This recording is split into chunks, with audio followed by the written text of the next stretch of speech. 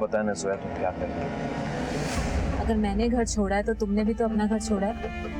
हाँ जोया, लेकिन फिर भी वाजिद, अब लेकिन की कोई गुंजाइश नहीं है। तुम्हें पता है ना कि मेरे घर वाले कभी भी हम दोनों को एक्सेप्ट नहीं करेंगे। और मेरे भैया तुम जानते हो ना कितने कट्टर हैं। उन्हें पता चलेगा ना तो हम दोनों को जान से मार देंगे। मैं तुम्हें बहुत खुशियां दूंगा। 5 साल पहले हमारे घर आए थे साहब।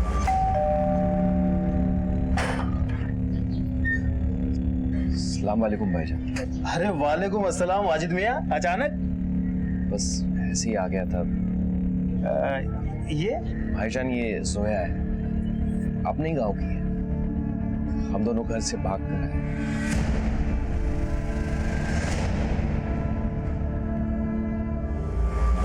लेकिन एक बात मेरी समझ में नहीं, जब वाजिद और जोया दोनों एक दूसरे से प्यार करते थे, दोनों बालिग क्या कमाने की उम्र में थे और दोनों के मजहब भी एक ही, फिर दोनों को भाग के शादी करने की जरूरत क्या है? साहब आपकी बात बिल्कुल सही है, लेकिन जोया ने मुझे खुद बताया था कि वो हिंदू धर्म से है। भाभी मुझे आपसे कुछ बात करनी है। हाँ बोलो। भाभी मैं आप लोगों के धर्म की नहीं हूँ।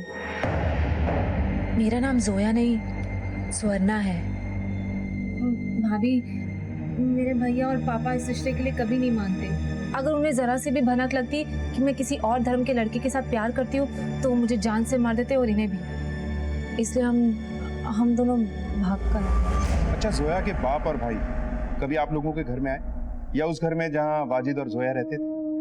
नहीं साहब, यहाँ तो कभी नहीं आए, पर जोया मायके जाने की जिद किया करती थी बार बार। रिश्ते ऐसे थोड़ी टूट जाते हैं साहब। आप लोगों ने आखिरी बार उन दोनों को कब देखा? साहब जोया कुछ दिन पहले घर आई थी। भाभी इसमें मैंने बच्चों का सारा सामान रख दिया है। मैं कल बच्चों को ले जाऊंगी अपने साथ। जोया क्या बात है, तुम इतनी उदास क्यों लग रही हो? सब ठीक तो है ना? नहीं भाभी, कुछ भी ठीक नहीं है। इनकी नौकरी चली गई है, घर में पैसों की बहुत दिक्कत है। मैंने इन्हें 1000 बार समझाया कि मेरे घर से पैसे मंगवा लेते, लेकिन ये इतने खुददार है कि पैसा मंगवाना ही नहीं चाहते। लेकिन जोया तुम्हारे भाई ने तो तुम्हें माफ नहीं किया है ना? मैं उन्हें मना लूंगी भाभी।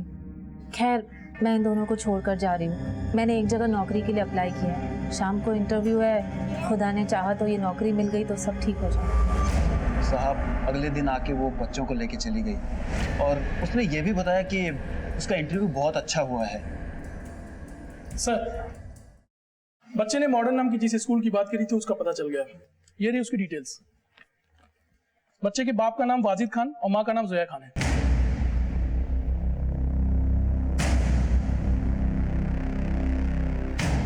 फोटोग्राफ दिखाओ। सर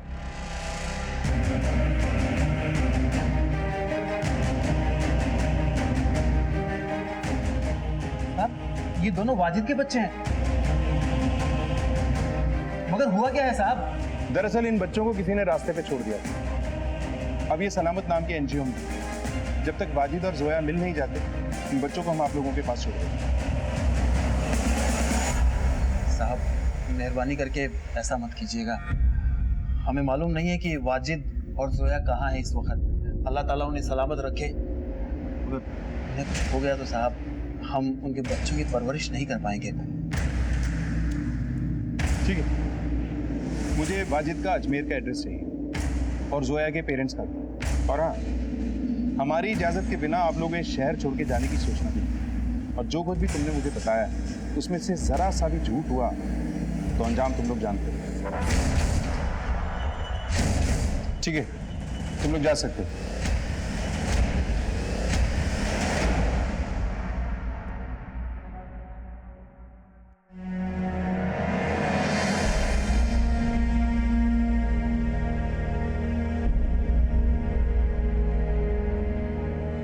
शहजाद,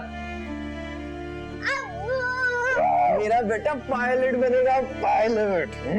हाँ मैं पायलट बनूंगा और उड़ूंगा। अच्छा कैसे?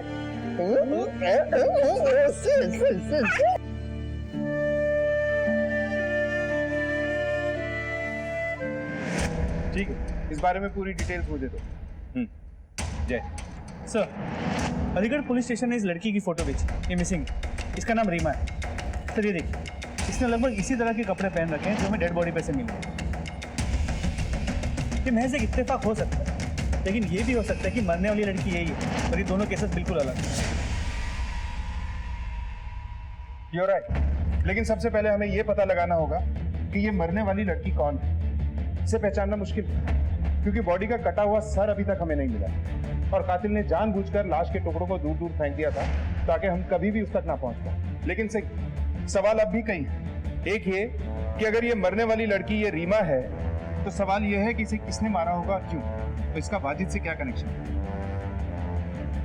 और अगर ये जोया है तो जोया और उसके पति को जोया के बाप और उसके भाई से जानकर खतरा था। तो कहीं ऐसा तो नहीं कि वाजिद को भी मार दिया गया, या ये भी हो सकता है कि वाजिद ने ही इन दोनों में से किसी एक लड़की को मारा और कहीं भाग गया।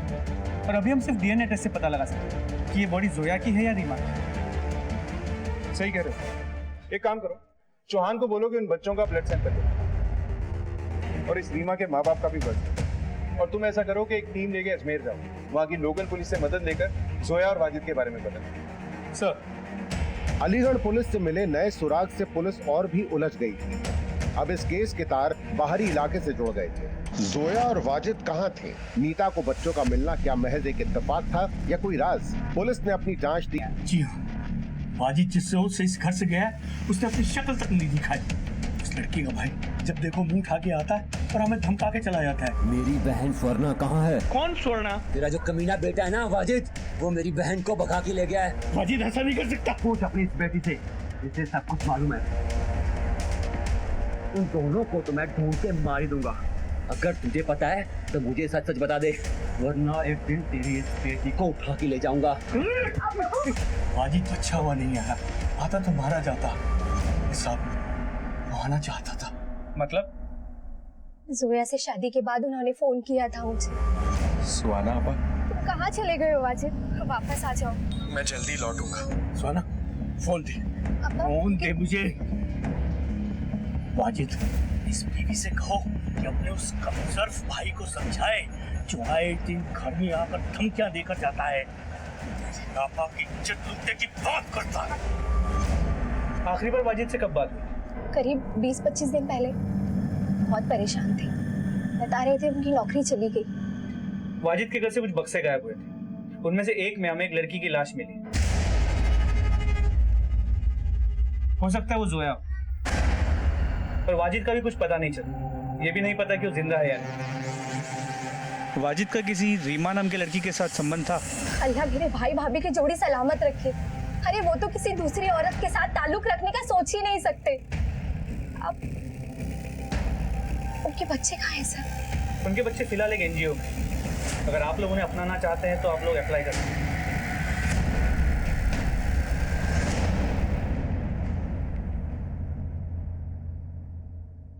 देखिए साहब, न तो हम ये जानते हैं कि वो लड़की कहाँ है और न ही हम जानना चाहते हैं। आपकी स्वर्णा से आखिरी बार बात कब हुई थी? 5 साल पहले, जब वो इस घर की बेटी थी और मेरी बहन थी। उसके बाद कभी उसने कॉल नहीं किया। हमें आपके ब्लड सैंपल चाहिए। क्यों?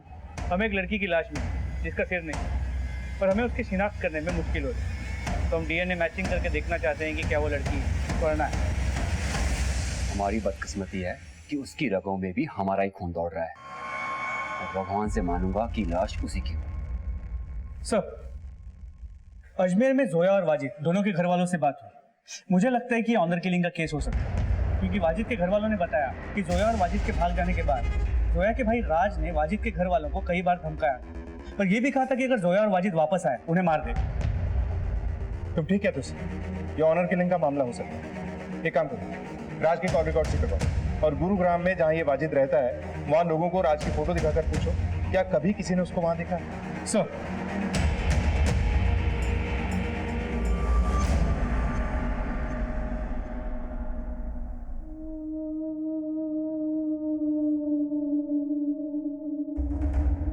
ये कपड़े तो मेरी बेटी के हैं साहब। आप लोगों को पूरा यकीन है कि ये कपड़े आपकी बेटी की? मुझे आज भी वो दिन याद है जिस दिन वो ये कुर्ती खरीद कर लाई थी। बहुत अच्छी है, तुझमें बहुत खिलेगी। देखिए, हमें एक लड़की की कटी हुई लाश मिली। ये कपड़े उसी लाश पर से। इस बात को कंफर्म करने के लिए हमें आप लोगों का ब्लड सैंपल चाहिए। डीएनए मैच होगा तो ये बात कंफर्म होगी कि वो लाश आपकी बेटी रीमा की है। सर आपने सही कहा। जोया के भाई राज की मोबाइल की लोकेशन 27 अगस्त और उसके 1-2 दिन बाद यहाँ गुरुग्राम में वाजिद के घर के आसपास की रही है। सर ये देखिए, इस रात को उठाओ और सख्ती से पूछताछ करो। सर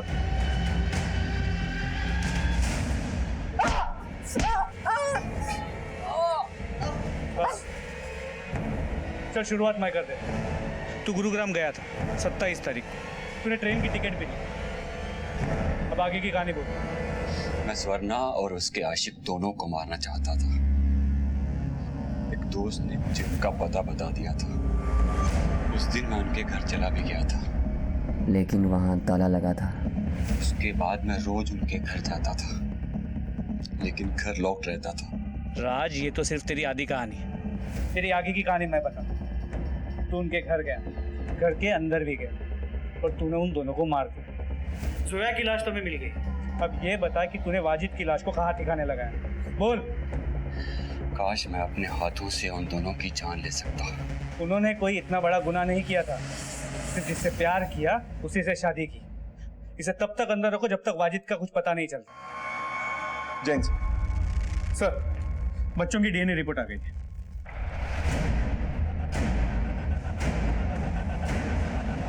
सिंह, मुझे 27 अगस्त की इन तीनों की पूरी डिटेल चाहिए। कौन कहाँ था, क्या कर रहा था, किससे मिल रहा था? सर, पुलिस के हाथ कुछ अहम सुराग लग गए थे। अब उनके शक और तफ्तीश का दायरा भी सीमित हो गया था। सर, एक इंपॉर्टेंट बात पता चली। क्या? हत्या वाली रात यानी 27 अगस्त को हमें जिस जिस जगह लाश के टुकड़े मिले थे, हर उस जगह पे एक टेम्पो को देखा गया सर। हमने टेम्पो के मालिक का पता भी लगा लिया। ये रही उसकी डिटेल्स। सर, रीमा की लीड मिली। उसका फोन अभी स्विच ऑन हुआ था। लगता है इस केस से बहुत जल्द पर्दा उठने वाला है, क्योंकि हमारी हरकत को देख के हत्यारे भी हरकत में आएंगे और कोई ना कोई गड़बड़ जरूर करेंगे। सब पे नजर बनाए रखो। और चौहान, इस टेम्पो के मालिक को उठा के लाओ और तुम रीमा को ट्रैक करो।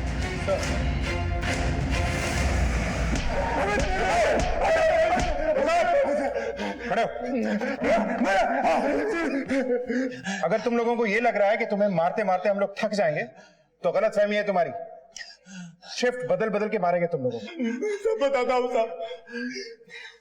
उस रात हिमायत मेरे घर आया, ये बहुत घबराया हुआ था साहब। सब खैरियत तो है ना? खैरियत तो नहीं भाईजान, हमें वाजिद के घर अभी निकलना होगा। ऐसी क्या जरूरत पड़ गई थी जो इतनी रात को तुम दोनों अपने उस भाई वाजिद के घर गए? उसकी एग्जैक्ट लोकेशन मुझे मैसेज करो। फोन सिर्फ 15 सेकंड के लिए ऑन हुआ था। एरिया बता सकता हूँ, एग्जैक्ट लोकेशन बताना मुश्किल है। अब इस एरिया में उसे ढूंढेंगे कहाँ? गाड़ी साइड में लगा दो। रीमा की फोटो लेके इस एरिया में अच्छे से पूछताछ करो। फिर क्या हुआ? मैं और हिमायत वाजिद के घर पहुंचे। वाजिद कौन है? हिमायत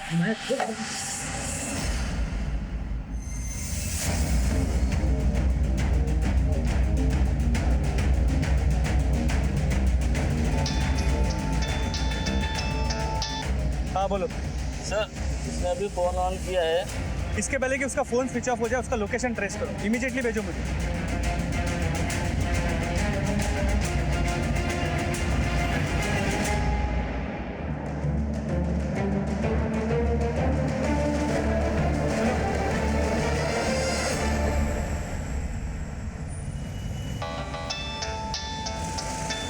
हाँ बोलो। सर, उसने अभी भी फोन ऑफ किया है।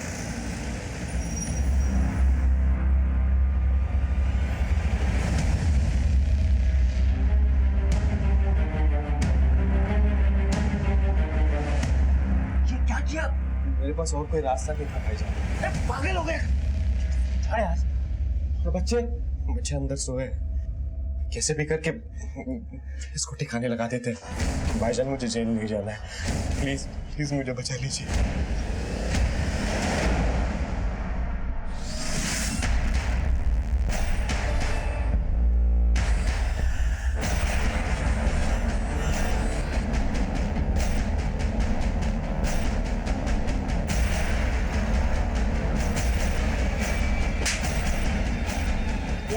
लड़की का है।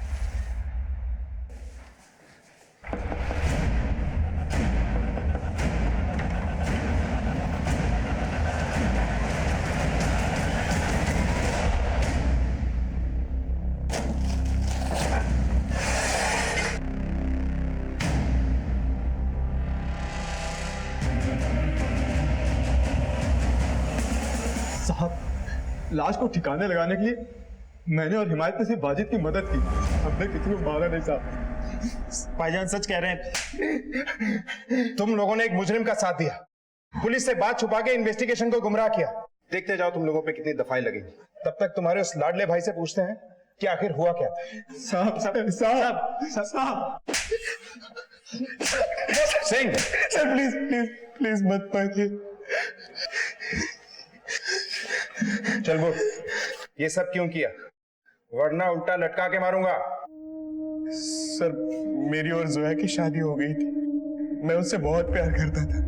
वो दूसरे धर्म के होने के बावजूद उसने हमारे मजहब में अपने आप को बहुत अच्छे से ढाल लिया था।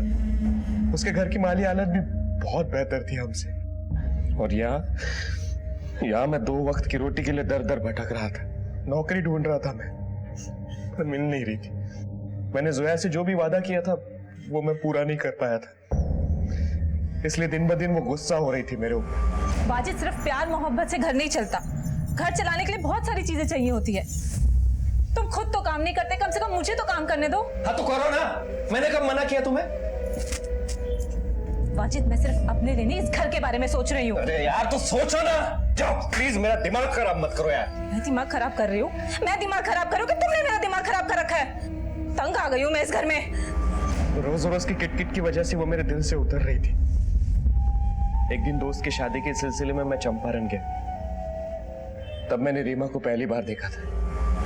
पहली नजर में मुझे पसंद आ गई थी और मैं भी रीमा को पसंद आ गया। मैं इसे सब कुछ सच सच बताने वाला था, लेकिन मैं डर गया था कि अगर इसे सब कुछ सच सच बता दूं तो ये मुझे छोड़ देगी। इसलिए मैंने एक दिन इसे गुरुग्राम बुला लिया, लेकिन हम दोनों को जोया ने साथ में देख लिया और वो मुझ पर बहुत गुस्सा हुई। वाजिद,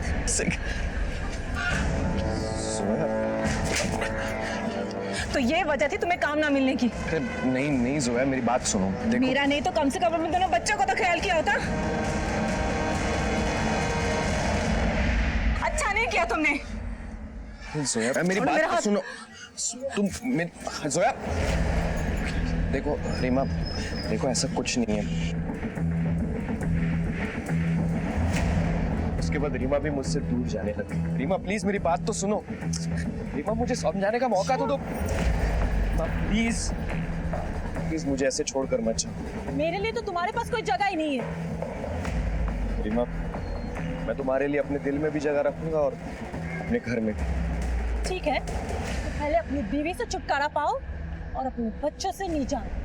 कर पाओगे? मैंने कहा कर पाओगे?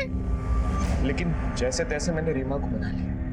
मैंने जोया से कहा था कि अगर तुम घर से जाना चाहती हो तो जा सकती हो, लेकिन अभी बच्चों को भी साथ में लेके जाना पड़ेगा। तुम जैसे घटिया सब रहना ही नहीं है मुझे। तुम्हें मेरे साथ नहीं रहना है ना? जाओ अभी के अभी यहाँ से जाओ और अपने बच्चों को भी साथ में लेके जाओ। वो सिर्फ मेरे बच्चे हैं, तुम्हारे कुछ नहीं लगते। एक दूसरी औरत के लिए तुम मुझे घर से निकाल रहे हो।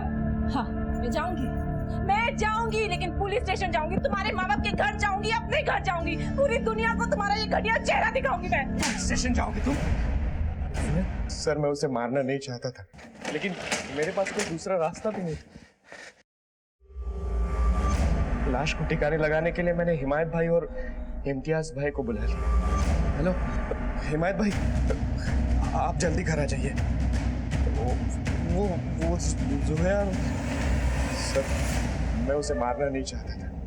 मैं रीमा से शादी करना चाहता था। रीमा को लेकर भाइयों से पैसे लेकर कहीं दूर जाकर बसना चाहता था, लेकिन रीमा मुझे बच्चों के साथ एक्सेप्ट नहीं कर रही थी। मैं बच्चों को रास्ते में नहीं छोड़ना चाहता था, इसलिए उन्हें कमल नगर में छोड़ दिया ताकि कोई अच्छा इंसान उन्हें अपने साथ ले जाए। दूर जाकर फिक्र के मारे खड़ा रहा, उनको ऐसे ही देखता रहा। एक बाली औरत के हाथ में बच्चे देखकर मैं संतुष्ट हो गया था कि बच्चे सुरक्षित हैं। दोनों लड़कियों पे एक जैसे कपड़ों की क्या पहेली है? एक्चुअली मैंने एक जैसे 2 ड्रेस लिए थे और वो दोनों को गिफ्ट किए थे। शरीर के बाकी हिस्से तो हमें मिल गए, सर नहीं मिले। कहाँ फेंका था उसे? गुरुग्राम के आगे खाई है, उसी के नाले में डाल दिए। और ये रीमा के साथ कब से डेरा जमाया हुआ था तूने? हमें पता चला कि पुलिस हरकत में आ गई है, इसलिए हमें भागने का मौका ही नहीं मिला। सर 2 कश्तियों में सवार होकर मैं डूब गया सर मुझे माफ कर दीजिए, मुझसे गलती हो गई। 2 कश्तियों की सवारी तूने अपनी मर्जी से की, अपनी सुकून भरी जिंदगी को बर्बाद भी तूने खुद किया, अपनी पत्नी का खून किया, अपने बच्चों को दूसरे के हवाले कर दिया और चला था किसी और से प्यार जताने। एक शादीशुदा और 2 बच्चों के बाप होकर और रीमा से रिश्ता जोड़कर सिर्फ अपनी ही नहीं, तुमने कई जिंदगियां बर्बाद कर दी। अब सड़ते रहना सारी जिंदगी जेल। जो बांधने से बंधे और तोड़ने से टूट जाए उसका नाम है बंधन, और जो अपने आप बन जाए और जीवन भर ना टूटे उसका नाम है संबंध। और संबंधों में एक दूसरे के प्रति विश्वास और सम्मान है इसकी मजबूती। जहां सगे बाप ने अपने बच्चों से रिश्ते का बंधन तोड़ लिया, वहीं नीता ने उन बच्चों से हमेशा के लिए संबंध जोड़े रखने के लिए उनकी लीगल कस्टडी के लिए एप्लीकेशन दायर कर दी है, जो अदालत में जेर गौर है। याद रखिए, रिश्ते महज जोड़े नहीं जाते, निभाए जाते।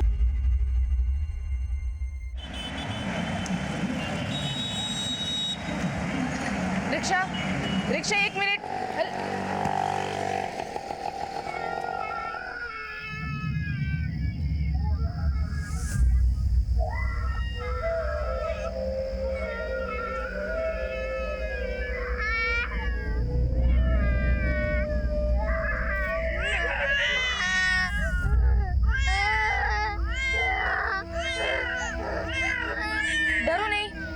डरो नहीं।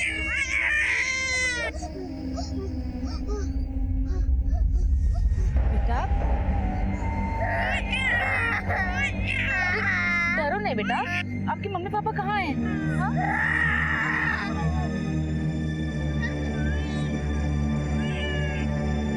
कोई है? आप चलो मेरे साथ। हाँ आओ मेरे साथ आओ।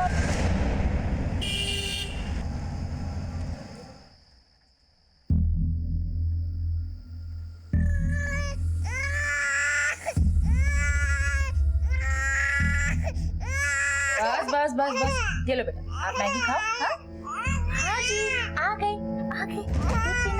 दूध पीना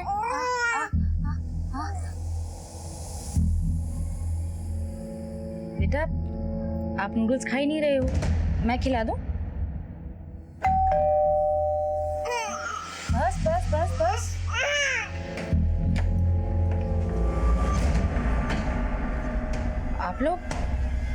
आप लोग यहाँ कैसे? मैं इन्हें लेकर आया। वो बच्चे कहाँ हैं? जी ये रहे। बस। ये बच्चे कहाँ मिले आपको? जी मैं अपनी फ्रेंड के यहाँ से आ रही थी तो तभी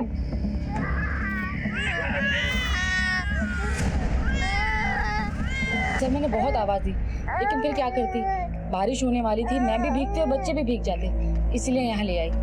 सोचा पहले कुछ खिला दूं, फिर आपको फोन करने ही वाली थी मैं। आपको खिला दिया ना?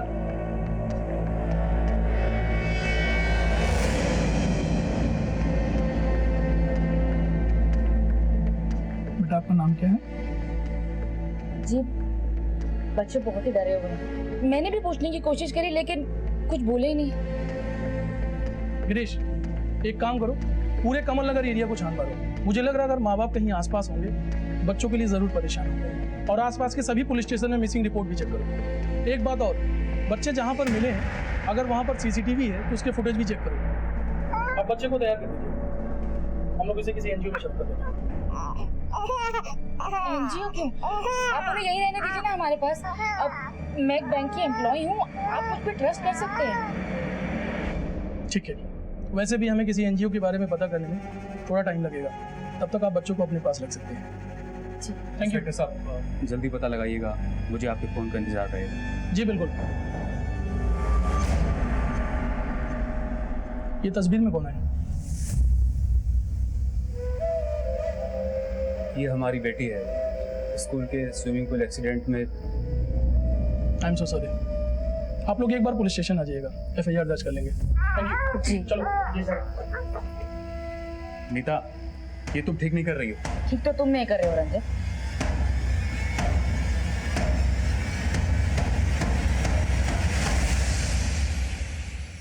इन दोनों फोटो की जेरॉक्स करा के सारे शहर में पोस्टर लगवाओगे।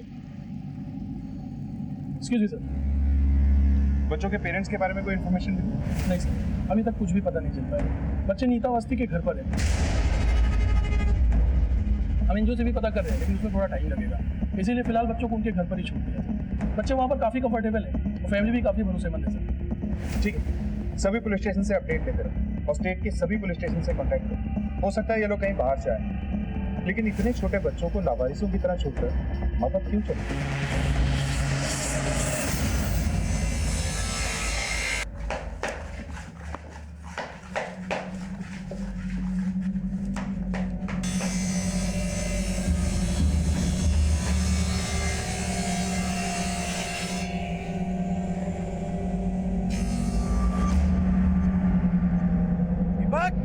दीपक,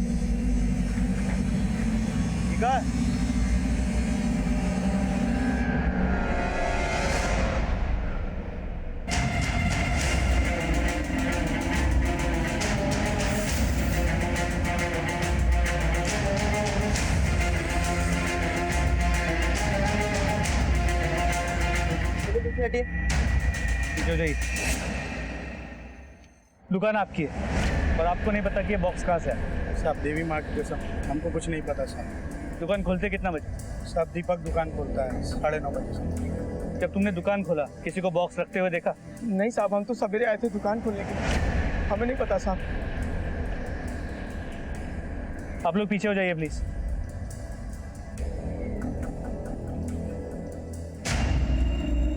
कमल, ये बॉक्स किसी कुरियर कंपनी का लगता है, इसका स्टैम्प भी। पता करो किस कंपनी, पर ये भी पता करने की कोशिश करो इसका सेंडर और रिसीवर कौन। सर, बॉडी के टुकड़े करके फेंके गए, मतलब मुमकिन है कि बाकी के टुकड़े भी यही कहीं फेंके गए हैं, क्योंकि कोई भी किलर अपने साथ बॉडी के पार्ट्स लेके घूमने का रिस्क नहीं ले। आसपास चेक करो, कुछ मिलता है। सर बॉडी पार्ट्स को देखकर ऐसा लग रहा है कि ये पार्ट्स किसी औरत के हैं। आसपास के पुलिस स्टेशन में चेक करो, किसी औरत की कोई मिसिंग कंप्लेंट है, और जब तक बॉडी के बाकी पार्ट्स नहीं मिलते इन्हें फोरेंसिक भेज। सर, कार्टन में मिले लाश के टुकड़ों से सनसनी फैल गई। पुलिस ने लाश के दूसरे हिस्सों को ढूंढने के लिए तलाश तेज कर दी। साहब मैंने फोन किया था। साहब इधर आइए। कहाँ पे? साहब हम लोग इधर मछली पकड़ने आते हैं, आ जाए तो साहब ये दे।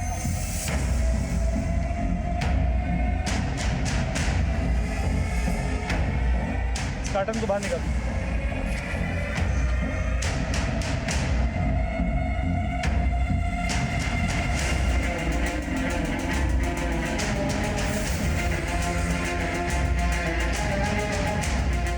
निकालो इसे।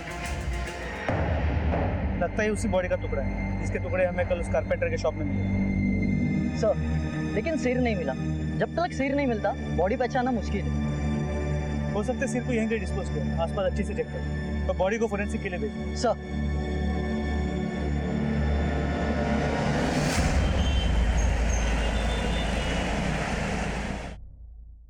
हमारी बेटी रीमा की खबर मिली साहब? देखिए, हमने आपकी बेटी की तस्वीर हर जगह भेजी है, अभी तक कोई इन्फॉर्मेशन नहीं मिली है। हो सकता है वो अपनी प्रेमी के साथ भागी है। हमारी बेटी ऐसी नहीं है साहब, हम तो ये सोच सोच कर डर रहे हैं कहीं उसके साथ कुछ गलत न हुआ हो। देखिए, हम पूरी कोशिश कर रहे हैं, जैसे इन्फॉर्मेशन मिलेगी वैसे हम खबर करेंगे आपको। ठीक है, आप लोग जा सकते हैं।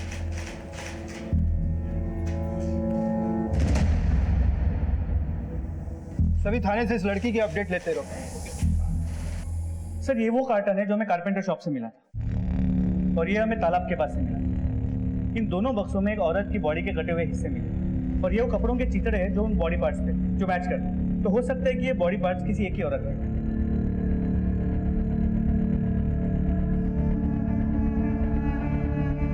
सिंह, ये देखिए, दोनों कार्टन्स पे जो टेप है उस पे कोई मार्किंग है जो एक ही तरह की। हो सकता है ये कुरियर कंपनी की खुद की टेप हो। ये मार्किंग थोड़ी मिटी हुई है, लेकिन ये नंबर थोड़ा क्लियर है। इस नंबर को हर एक कुरियर कंपनी में भेजो। हो सकता है इन कार्टन्स का राज खुल जाए। जी सर। पुलिस को लाश के टुकड़े कार्गो कार्टून बॉक्स में मिले थे, और केवल इतनी सी लीड से पुलिस ने हजारों कुरियर कंपनीज को खंगालना शुरू किया। चौहान, बच्चों ने कुछ बोला? नहीं सर, मैं वहीं से आ रहा हूँ, लेकिन अभी तक कुछ भी नहीं बताया। ठीक है, उनसे पूछताछ करते रहो, जैसे कुछ बोले मुझे इन्फॉर्म करो। सर। सर, कार्टन में जो बॉडी के टुकड़े मिले उन पर एक कपड़ा था जिस पे ये टैग है। इस टैग की हालत काफी खराब है। एक मिनट।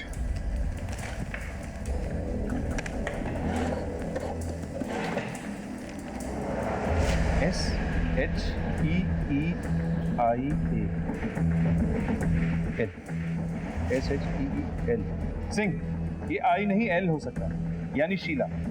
पता करो कि शीला नाम से भी कितने ब्रांड हैं, और ये किसी बड़े डिजाइनर का ब्रांड नहीं लगता। इस पैमाने पे डिजाइनिंग करने वाली कई छोटी छोटी कंपनीज हैं, लेकिन शीला नाम पे जितने भी ब्रांड रजिस्टर्ड हैं सबके बारे में पता है। और हाँ, एक ही जैसे कार्टन बॉक्स और इन कपड़ों के टुकड़ों से ऐसे लगता है कि ये बॉडी किसी एक ही औरत की है। खैर, फॉरेंसिक रिपोर्ट से सब क्लियर हो जाएगा। तुम इस ब्रांड के बारे में पता करो। सर, पुलिस को मिल रहे सारे सुराग बेहद ही मुश्किल और लंबी प्रक्रिया वाले थे।